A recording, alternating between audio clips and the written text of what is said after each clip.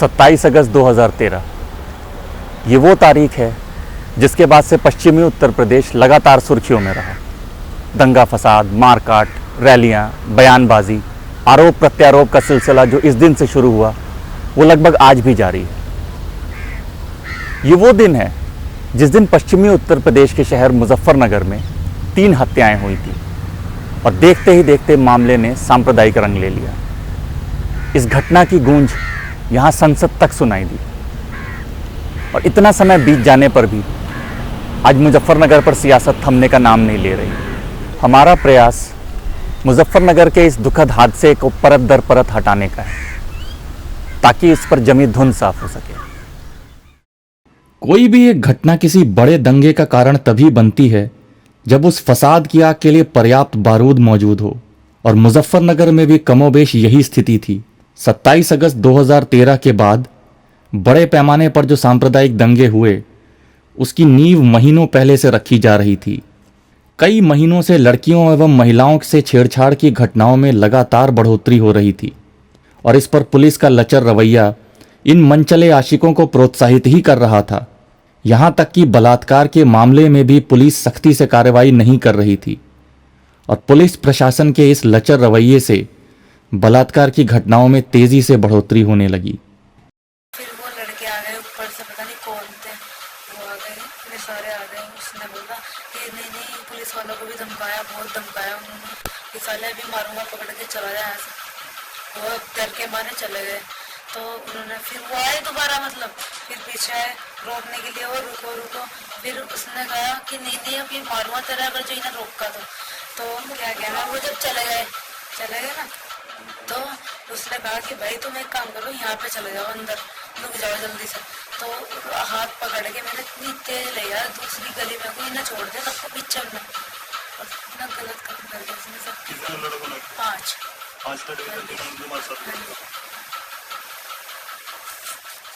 देखिए, कल यहाँ पे घटना हुई है जिसमें एक महिला जो कि रुड़की से चली थी और यहाँ शामली से होते हुए अपने गंतव्य स्थान हरियाणा में कहीं जा रही थी। तो यहाँ पे उसने बताया कि 5 लोगों ने उसका बलात्कार किया है। उसका मुकदमा लिख दिया गया है। वो 5 लोगों को पता लगा लिया गया है, आइडेंटिफाई कर लिया गया है कि कौन लोग हैं वो 5, और उनकी गिरफ्तारी के प्रयास किए जा रहे हैं। शीघ्र ही उनको गिरफ्तार कर लिया जाएगा। आरोपियों की गिरफ्तारी के प्रयास चल रहे हैं पूरे। वो यहाँ पे नहीं है, यहाँ से भाग गए हैं। उनका पता किया जा रहा है कहाँ पे हैं। उनके रिश्तेदारों को पूछताछ के लिए बुलाया गया है थाने पर। पूरे प्रयास चल रहे हैं और जल्दी गिरफ्तारी की है। मैं बोल रहा हूँ अभी कोई गिरफ्तारी नहीं। एक और छेड़छाड़ एवं बलात्कार नहीं थम रहे थे, वहीं दूसरी तरफ पुलिस बलात्कार के आरोपियों पर सख्ती से कार्रवाई नहीं कर रही थी। प्रशासन के इस ढुलमुल रवैये को लेकर लोगों में रोष बढ़ रहा था और प्रशासन को नींद से जगाने के लिए लोगों ने विरोध प्रदर्शन भी किया। लेकिन महिला सुरक्षा की मांग और बलात्कारियों की गिरफ्तारियों की मांग कर रहे प्रदर्शनकारियों पर पुलिस ने बर्बरता से लाठीचार्ज कर दिया।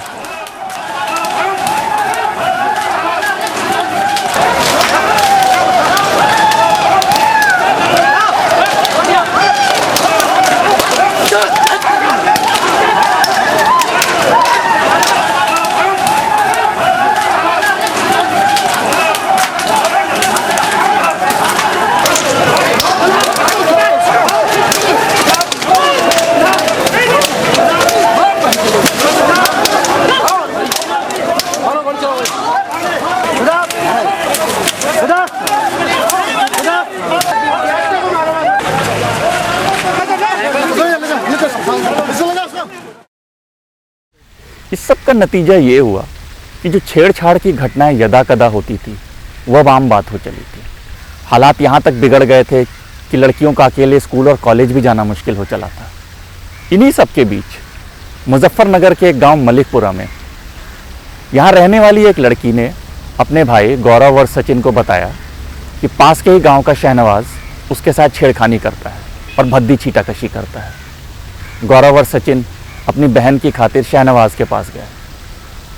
लड़ाई झगड़ा हुआ, बातचीत बढ़ी और चश्मदीद लोगों के मुताबिक शहनवाज ने गौरव और सचिन की बहन को उठवा लेने की धमकी दी। इस पर बात और बढ़ जाती है, मारपीट होती है और 3 हत्याएं हो जाती हैं, शहनवाज, गौरव और सचिन की। ये तारीख थी 27 अगस्त 2013। स्कूल में जाता, हमारा भी बच्चा जाता, इस परिवार की भी बच्चा जाती स्कूल में, तो उनका काम था छेड़खानी करने का, टोंट कसने का। उस लड़के को महसूस हुई, उस पर सहन नहीं हुई, बस ये थी, उन्होंने अपना मारपीट शुरू कर दी। सचिन भी वहीं गया था, इसने भाई जी हमारे साथ मारपीट हो रही है, ऐसा क्यों कर रहे, तो दोनों की बेरहमी से हत्या कर दी उन लोगों ने। उस झंझट में एक उनका भी मारा गया, शाहनवाज, वो उन्हीं के हथियारों की चोट लगी, उसके उन्हीं के हथियारों से मरा, हमारे बच्चों को तो कोई हथियार नहीं था। शाहनवाज अपनी मोटरसाइकिल पे बाजार में खड़ा था कहाँ डॉक्टर के गया था। तू मत बोलिए कतई। शाहनवाज अपनी मोटरसाइकिल पे खड़ा था रोड पे, एक पैर लगा के किसी से बात कर रहा था। जो इतने ही में सचिन और गौरव साइकिल लेकर आए और साइकिल की टक्कर उन्होंने कसदन उसमें मारी, मोटरसाइकिल में। और कहा हटा बे इसे एक तरफ, इसे खटाने को कहीं खड़ी करके खड़ा हो जा, हटा इसे एक तरफ। बस इस बात पर उनकी कहन सुन हो गई या मारपीट हो गई। वे आश्वासन दे के गए कि अपनी माँ से पैदा है तो खड़ा रहिए हमारे। वो यहाँ से नमाज पढ़ने गया, हमसे उसने कोई जिक्र नहीं किया। वो जो छेड़छाड़ हुई थी वो हमारे साथ तो नहीं हुई थी, हमारी और दूसरी बहन है, छोटी बहन है, वो पढ़ने जाती थी, उनके साथ हुई थी छेड़छाड़। तो हम लोगों ने तो पहले अपना स्कूल पूरा कर लिया था। नहीं, अकेले कभी नहीं जाते जी, भाई के साथ जाते हैं, ताऊ जी का लड़का है। भाई के पिताजी के भाई के या पिताजी के। हाँ जी, पहले भी ऐसा था, पहले भी भाइयों के साथ ही जाते थे। देखिए ऐसा हुआ था कि ये इनिशियली जो घटना थी वो एक लड़की को छेड़छाड़ की घटना थी। मुजफ्फरनगर में जानसठ के मुजफ्फरनगर के बीच में एक कवाल जगह पड़ती है, वहाँ से गांव पड़ा मिलता है मलकपुरा की एक लड़की स्कूल में पढ़ने जाती थी, उसको कुछ लड़के छेड़ते थे। उस लड़की ने कंप्लेंट की, घर जा कर के उसके भाई और दूसरा कोई मामा का लड़का आया और वहाँ मारपीट हुई उसके साथ। वहाँ जो छेड़खानी करता था वो लड़का मर गया। इसके बाद फिर उन दोनों को मार दिया गया, जो दो लड़के थे। इसके बाद पुलिस ने अपना काम किया।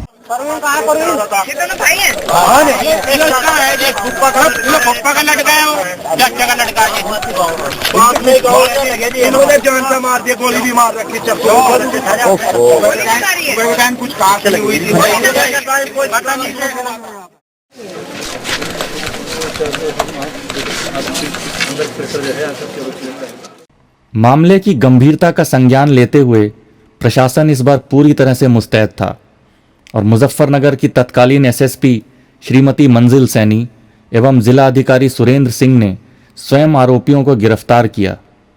सुनो, भागने की जरूरत नहीं, बेटा सीधे आओ, भागोगे दिक्कत हो जाएगी। वो भी भागे, हरी शर्ट वाला पकड़ो। किसका घर है ये? चलो आगे बढ़ो। क्या नाम है?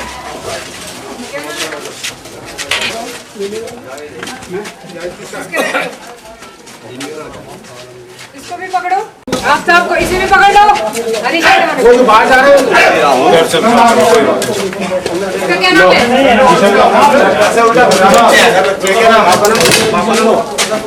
आपका नाम? हाँ, ये किसी का लड़का, इसे भी बैठा लो। चल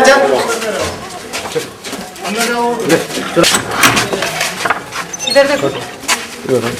हेलो, सुनो, तोड़ दो उसे।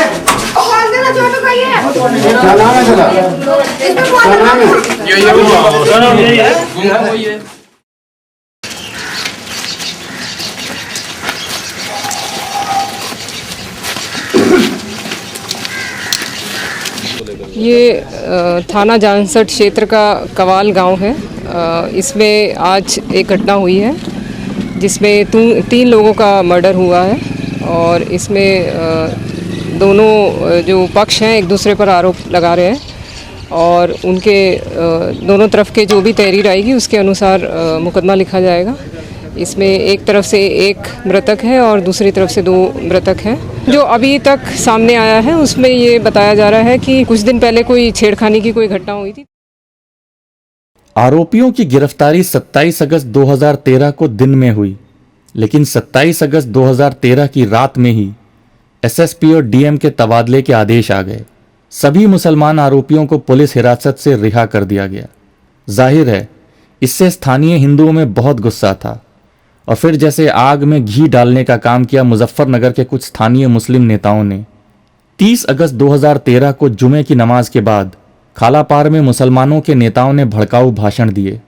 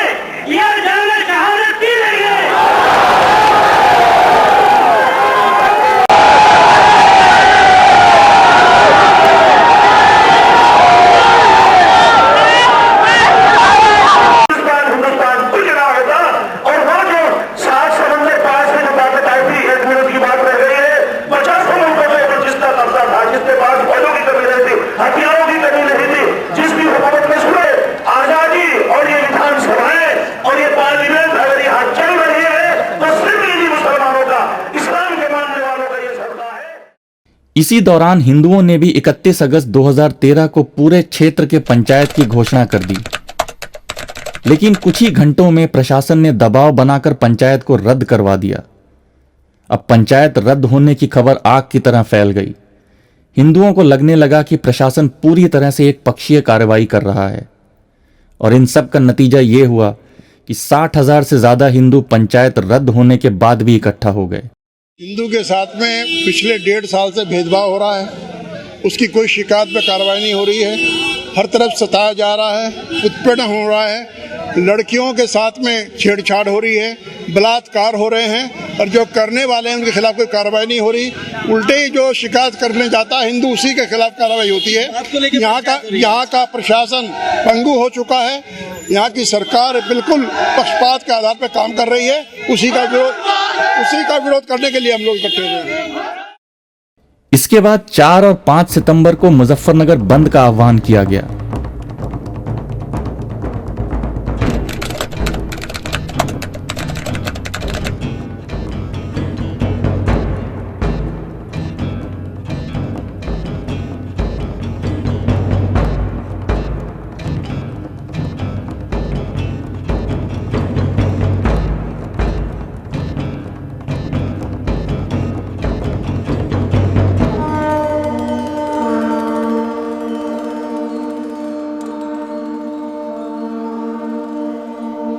मुजफ्फरनगर प्रशासन इन घटनाक्रमों पर नजर रखे हुए था। प्रशासन को पूरी जानकारी थी कि हिंदुओं की एक महापंचायत 7 सितंबर को बुलाई गई है और इस महापंचायत में आने जाने का रास्ता जौली नहर होकर जाता है। प्रशासन ने सुरक्षा के इंतजाम भी किए थे, परंतु ये तैयारी सिर्फ कागज पर ही रह गई। संवेदनशील जगहों पर पुलिस बल तैनात नहीं किए गए और जो मुट्ठी भर सिपाही तैनात भी किए गए उन्होंने भी कानून व्यवस्था बनाने की कोई कोशिश नहीं करी।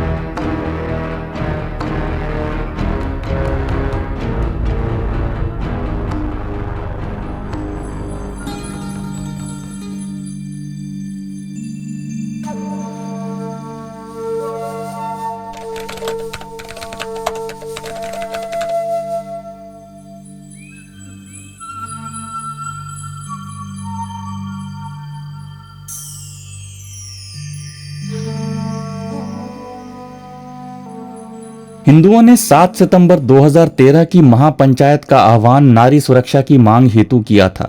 महिलाओं एवं स्कूली छात्राओं से आए दिन होने वाले छेड़छाड़ एवं तेजी से बढ़ रहे बलात्कार की घटनाओं के विरोध प्रदर्शन हेतु इस दिन पंचायत में बड़ी संख्या में लोग एकत्रित होने लगे।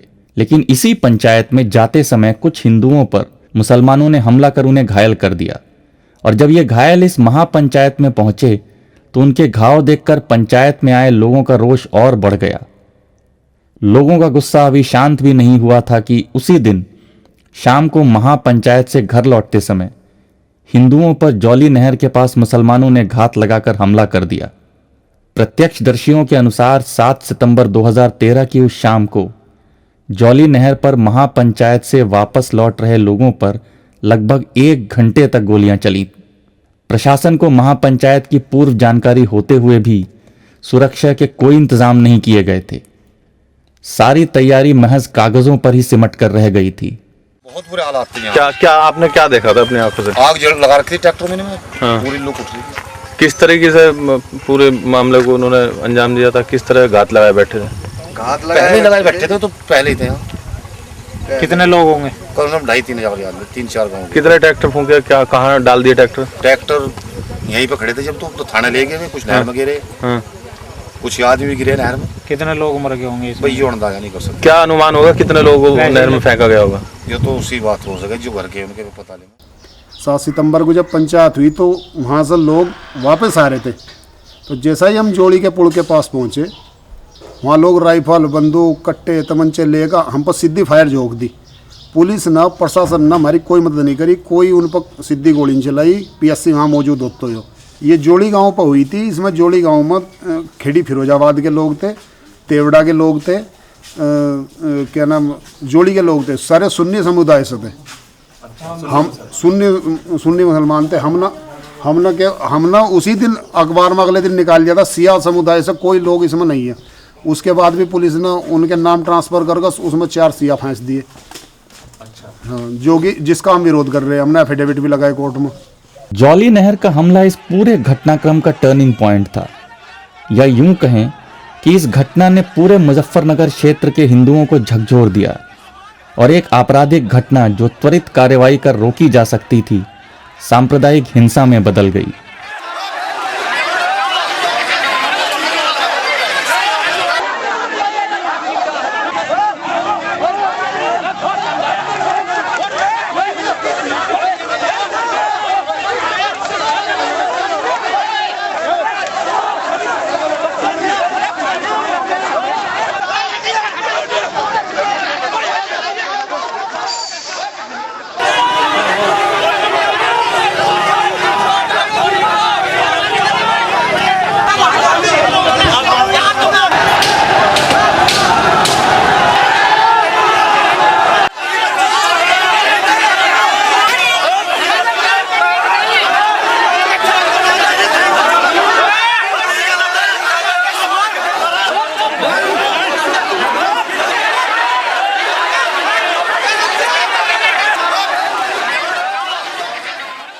जौली नहर हमले की गंभीर प्रतिक्रिया हुई।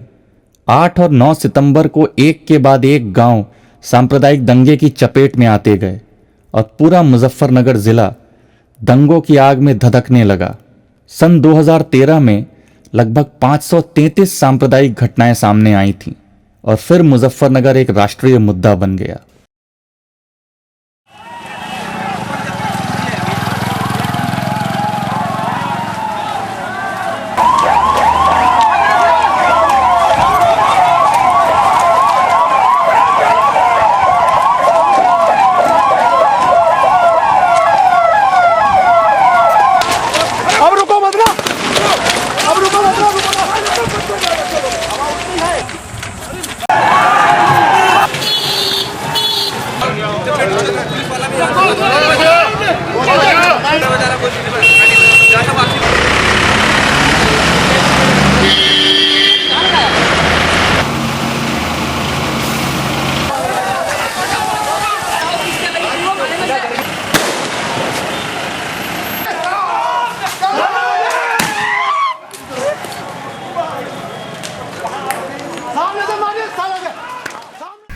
दंगे फसाद का यह सिलसिला कुछ दिनों तक यूं ही चलता रहा।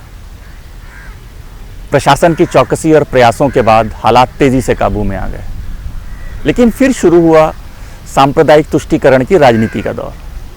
हुआ यूं कि उत्तर प्रदेश सरकार ने दंगा पीड़ितों के लिए, खास तौर से दंगे की चपेट में आए मुसलमानों के लिए 5 लाख रुपए मुआवजे की रकम घोषित कर दी। अब चूंकि ये रकम लाखों में थी, तो फिर मानो एक होड़ सी चल पड़ी मुआवजा पाने के लिए। जिन मुसलमानों के घर दंगे की आग में नहीं भी जले थे या जो दंगे की चपेट में नहीं भी आए थे, वे भी अपने घरों को छोड़कर राहत शिविरों में जा बसे। और राहत शिविरों से राजनेताओं के बयान आने लगे कि मुजफ्फरनगर के हालात अभी भी सामान्य नहीं हैं, कि मुसलमान अपने घरों को जा सके, कि हालात तेज़ी से ख़राब हो रहे हैं। लेकिन जब हमारी टीम वहाँ गई और इस बात की पड़ताल की, तो हमें कुछ और ही पता चला। दोनों डिस्ट्रिक्ट की बात करें, शामली और मुजफ्फरनगर, तो करीब 90 से 100 के बीच में से गांव थे जिससे लोग डिस्प्लेस होकर अलग अलग जगह पे आ गए थे। 41 कैंप्स हमारे डिस्ट्रिक्ट में संचालित थे और करीब 17 शामली डिस्ट्रिक्ट में संचालित थे। इनमें जो 50,000 लोग थे, इनको वापस भेजने का जब काम शुरू हुआ तो उन गाँव के लोग उनको रिसीव करने के लिए आए। दोनों की पीस कमेटी बनाई गई और इंश्योर किया गया कि ये लोग वापस सेफ रहें। काफ़ी दिनों तक सीआरपीएफ की पिकेट्स भी वहाँ पे लगाई गई और काफ़ी दिनों का राशन तक भी प्रोवाइड किया गया। लोग जो ओरिजिनल नेटिव गांव के थे, उन्होंने इंश्योर भी किया कि उनकी सुरक्षा की वो गारंटी लें और उनके मोहल्लों में दिन रात गश्त करके उनको सुरक्षा का विश्वास दिलाएं। तो ऐसे जो लोग नई जगह सेटल हो गए हैं, वे तो मोस्ट प्रोबेबली नई जगह हमेशा ही रहेंगे और उनको एक क्लियर टर्म में विस्थापित कहना भी गलत होगा, क्योंकि वे अपनी मर्जी से अब कंपनसेशन लेके नई जगह सेटल हो रहे हैं। ये सच है कि मुजफ्फरनगर में सांप्रदायिक दंगे में कई मुसलमान बेघर हुए, लेकिन हमारी टीम को बहुत सारे ऐसे भी घर मिले जहां दंगे का कोई प्रभाव नहीं था, लेकिन फिर भी मुआवजे की 5 लाख की रकम के लालच में कई मुसलमान जो दंगा पीड़ित नहीं थे, अपने घरों को छोड़कर राहत शिविर में जा बसे थे। कईयों ने तो फर्जी मुकदमे भी दर्ज करा दिए। जिनका वास्तव में किसी प्रकार का कोई नुकसान नहीं भी हुआ था, या किसी का एक मकान में 4 परिवार रहते थे तो उन्होंने चारों ने अलग अलग जो है इस प्रकार का मुआवजा प्राप्त कर लिया था। ये जैसे आपने इंडस्ट्री शब्द का इस्तेमाल किया, या आप इसको ये भी कह सकते हैं, जब सरकार की एक कंपनसेशन की लूट मची हुई थी तो उसका मुस्लिम वर्ग के एक बहुत बड़े तबके ने लाभ भी उठाया कि एक एक मकान पर एक एक इंसिडेंट की कई नाम से जो है फर्जी तरीके से कंपनसेशन प्राप्त किया। और वही कारण है कि उन लोगों ने कंपनसेशन प्राप्त कर लिया, फर्जी लोगों की नामजदगी कराई, कि आज भी वो लोग किसी प्रकार का कोई वहाँ समस्या ना होते हुए भी अपने गांव में, अपने क्षेत्र में वापस नहीं जा रहे हैं, क्योंकि उन लोगों ने फर्जी लोगों को आरोपित किया, गलत तरीके से जो है कंपनसेशन लिए, और उसका जो है परिणाम आज भी जो है मुजफ्फरनगर और शामली और उसके आसपास के क्षेत्र भुगत रहे हैं। और सरकार की जो अपराधी को अपराधी न मानकर अपना वोट बैंक के तहत मानने की जो नीति है, उसी कारण से कैराना में, जैसे पिछले दिनों ये सामने आया, कैराना में बड़ी संख्या में जो है हिंदुओं का पलायन हुआ। ना यहाँ पर कोई आगजनी हुई, ना लूटपाट हुई, ना मारपीट हुई, अपने आप बाइज्जत वो गए, किसी ने कुछ नहीं कहा। 7 सितंबर से लेकर वो 9 सितंबर तक जाते रहे। किसी ने कोई ऐसी बहू बेटी उनकी, ऐसी हमारी, ऐसे बच्चे उनके, ऐसे हमारे, किसी ने उनका थप्पड़ सार का नहीं लगाया। उन्होंने क्या काम किया? फर्जी मुकदमे हरिजन भाइयों के, वाल्मीकों के, कश्यपों के, किसानों के, ब्राह्मणों के, सबके उन्होंने जाकर के फर्जी मुकदमे। कोई किसी ने नहीं भगाया, गए अपनी मर्जी से ही। इसी गाड़ को गए चमारोवाड़ी की मुसलमान पर, में किसी ने भगाई नहीं देते, गए मैं अपनी मर्जी से। न कोई इनके साथ मारपीट हुई, आग खुद अपने आप लगाई, खुद अपने आप भागे में, किसी ने उनके घरों में आग नहीं लगाई। नहीं कोई बदतमीजी नहीं, सब इज्जत बरी लिखट गया। और लड़ाई तो बाद में ये दूर अल्लाह दो रही थी, कोई लड़ाई नहीं थी। वैधानिक रूप से बार बार एफआईआर सिर्फ इसलिए कराई गई क्योंकि इन्हें धन उगाही करनी थी स्टेट से। इसी आधार पर इन्होंने कंपनसेशन लिया। हर घंटे के बाद ये वारदात दिखाते रहे, अलग अलग एफआईआर दर्ज कराई और एफआईआर के आधार पर इन्होंने 5-5 लाख रुपए लिए। ये सब काम अकेले मुस्लिम्स ने नहीं किया, बल्कि इसमें कुछ एनजीओ भी शरीक है इनके साथ, जिन्होंने सामाजिक ढांचे को ख़राब करने के लिए फर्जी एफआईआर लिखवाई। ये नसीम और गुलशेर 2 भाई थे, पुत्र इमामुद्दीन। नसीम के हिस्से का मकान इसके पिताजी ने, इमामुद्दीन ने पहले बेच दिया था, जिसके बदले में इसने मकान लिया था लोनी में। ये पिछले 5-6 साल से लोनी में रह रहा था, वहीं इसका राशन कार्ड, वहीं इसका पहचान पत्र, सब कागजात इसके वहीं के हैं। उसके बाद भी जैसे ही मुजफ्फरनगर में दंगा हुआ तो इसने चालाकी से अपने को यहाँ का दर्शा कर न पहले इस मकान पर अपने और अपने भाई के नाम से डबल मतलब दोनों ने इसका पैसा लिया 5-5 लाख रुपया। इसी ने अपनी फर्जी तरीके से अपनी पत्नी का बलात्कार दिखाया, जिसमें निर्दोष लोगों को फंसा कर, जो बहुत बड़े विवाद का कारण है। यहाँ तक कि देखिए इसमें आगजनी दिखाई दी अलग अलग FIR में 2 बार। इसकी छतें भी लकड़ी की हैं, आप इनका अवलोकन कर सकें। क्या जब आगजनी हुई थी तो इसकी लकड़ी भी नहीं जली? इसलिए इससे मतलब स्पष्ट है कि ये लोनी में ही रहता था। उसके बाद भी इसने ये सब दर्शाया। यहाँ सैकड़ों मकान ऐसे हैं जिनमें आगजनी और लूट, यहाँ तक कि BPL कार्ड धारक भी लूट का सामान बता रहे कि मेरा 5 तोले सोना, 10 तोले सोना या इस तरह का सामान, लाखों रुपए का सामान चला गया।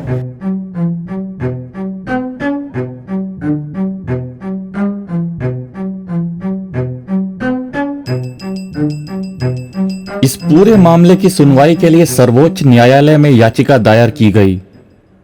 उत्तर प्रदेश सरकार ने 26 अक्टूबर 2013 को घोषित किया कि वित्तीय मदद सिर्फ मुसलमान परिवारों को ही दी जाएगी। इतना ही नहीं, इस विज्ञप्ति में सिर्फ कुछ गांव और कुछ चुनिंदा राहत शिविरों को ही चुना गया। इसका मकसद साफ था, सिर्फ कुछ चुनिंदा मुसलमानों को ही राहत की राशि मिले। कोर्ट में दायर याचिका के बाद आनन फानन में इसमें 25 नवंबर 2013 को संशोधन किया गया और विस्थापित मुसलमान परिवार की जगह विस्थापित परिवार किया गया। परंतु जमीनी स्तर पर कुछ भी नहीं बदला। सिर्फ 9 गांव के कुछ परिवारों को सरकारी मुआवजे की रकम मिलती रही और जरूरतमंद मुसलमान और हिंदू परिवार मुआवजे की रकम के लिए भटकते रहे। सुप्रीम कोर्ट ने 2014 में जो अपना जजमेंट दिया उसमें कहा कि जो मुजफ्फरनगर का दंगा हुआ वो वास्तव में प्रथम दृष्टया प्राइमा फेसाई प्रदेश सरकार की लापरवाही के कारण हुआ। उसी समय एक बात ये भी सामने आई थी कि बड़ी संख्या में हिंदू नौजवानों का फर्जी नामजदगी कराई जा रही है, जिससे कि वो उनके भविष्य को चौपट किया जा सके, वो किसी नौकरी में, क्योंकि विशेषकर मुजफ्फरनगर और आसपास के क्षेत्र के नौजवान फौज में, पुलिस में और अन्य इस तरह की पैरामिलिट्री फोर्सेस में जाने के इच्छुक रहते हैं।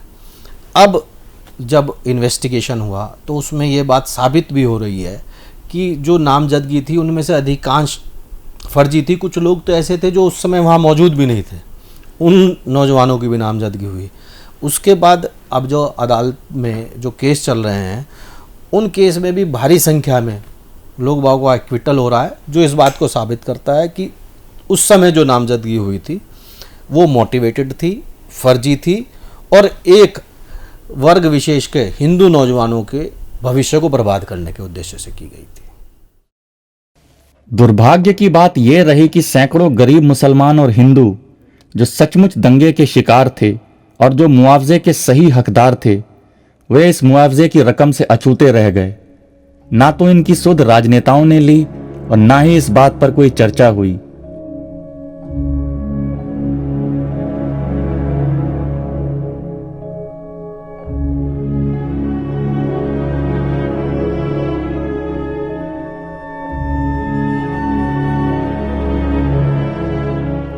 बात यहीं खत्म नहीं हुई।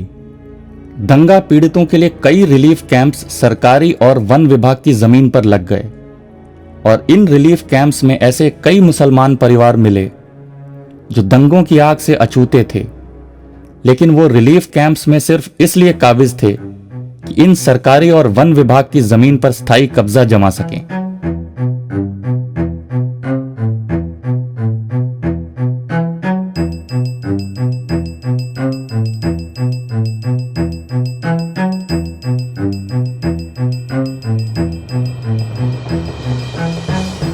जहां एक और वास्तव में दंगा पीड़ित मुसलमान मुआवजे की रकम के लिए दर दर भटक रहा था, वहीं जिन मुसलमानों को ये रकम मिली उनसे ये रकम हथियाने के लिए कई दलाल सामने आ गए। इन दलालों ने पुनर्वास के नाम पर, ज़मीन खरीद फरोख्त के नाम पर या किसी और बहाने से ये रकम हथिया ली। दूसरी ओर जिन हिंदुओं के ट्रैक्टर और ट्रॉली जौली नहर हादसे में क्षतिग्रस्त हो गए थे, उन्हें कोई मुआवजा नहीं मिला। गवर्नमेंट की ऐसी पॉलिसी आ गई कि जो विस्थापित है उनको ये अलग से ये मदद मिलेगी, उनको ये मदद मिलेगी, फिर वे लोग लालच में चले गए। उन लोगों को जो पैसा मिला था उन लोगों को वो उसके लिए तो किसी ने प्लाट, किसी ने महंगे प्लाट, किसी ने इस तरह का कर दिया कि जो रेट 600 रुपये गज मुस्लिम आबादियों में जो शिविर के आसपास था वो 4,000 रुपये का रेट कर दिया। जो पैसा मिला है वे लोग सब उनका पैसा ले लिया।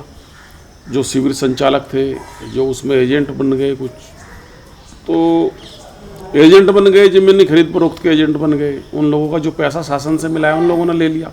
उन लोगों के पास में कुछ है नहीं। सरकार की तरफ से तो कोई मिला ही नहीं। वो तो सुप्रीम कोर्ट के आदेश के बाद, पिटीशन दायर करने के बाद, सुप्रीम कोर्ट के आदेश में 21 नवंबर को उनका आदेश आता अखबार में सुप्रीम कोर्ट का।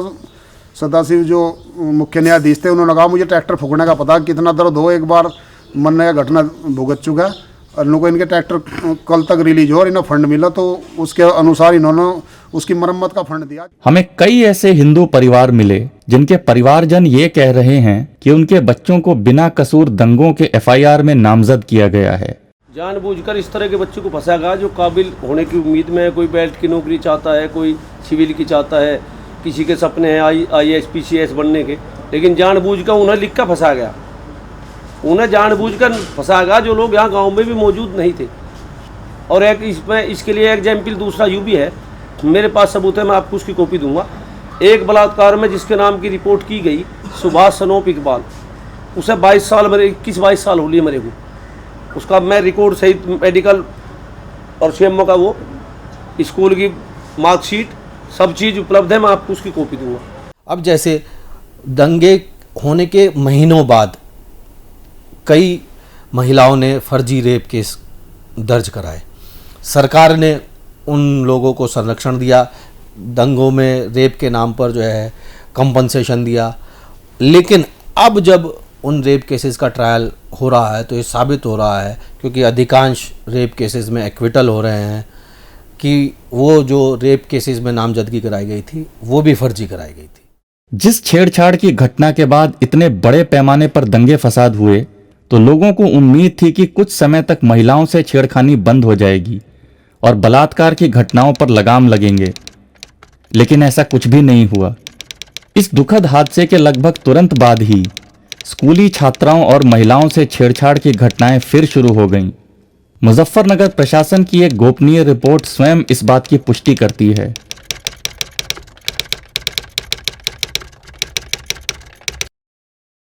ये महज चुनिंदा घटनाएं हैं जो कि प्रशासनिक दस्तावेजों में दर्ज हैं। इनके अलावा प्रत्येक दिन स्कूली छात्राओं और महिलाओं से छेड़छाड़ और अभद्र छीटाकशी की अनगिनत घटनाएं होती हैं, जिनकी शायद रिपोर्ट भी दर्ज नहीं होती। मुजफ्फरनगर प्रशासन की एक गोपनीय रिपोर्ट में साफ कहा गया है, हिंदू छात्राओं एवं महिलाओं से कहीं भी छेड़छाड़ हो सकती है। मुजफ्फरनगर के दंगों से एक बात साफ तौर पर समझ में आती है कि हम नारी सुरक्षा पर चाहे जितनी मर्जी बड़ी बड़ी बातें कर लें, लेकिन अभी हमें मीलों सफ़र तय करना है। अगर इतने बड़े दंगे का कारण छेड़छाड़ और बलात्कार जैसे जघन्य अपराध हैं, तो फिर नारी सुरक्षा की बातें और दावे दोनों ही खोखले हैं। एक बात और साफ है कि चाहे बलात्कारी किसी भी धर्म या संप्रदाय का हो, कार्रवाई तो होनी ही चाहिए। लेकिन मुजफ्फरनगर में हुआ इसका ठीक उल्टा। एक और तो कार्रवाई नहीं हुई और दूसरी ओर इसे हिंदू बनाम मुस्लिम का जामा पहना दिया गया। लेकिन इससे फायदा किसी का भी नहीं हुआ, ना तो हिंदू का और ना ही मुसलमान का। परंतु मुजफ्फरनगर में आज भी स्कूल जाने वाली छात्र और छात्राएं और महिलाएं अपने आप को असुरक्षित महसूस करती हैं।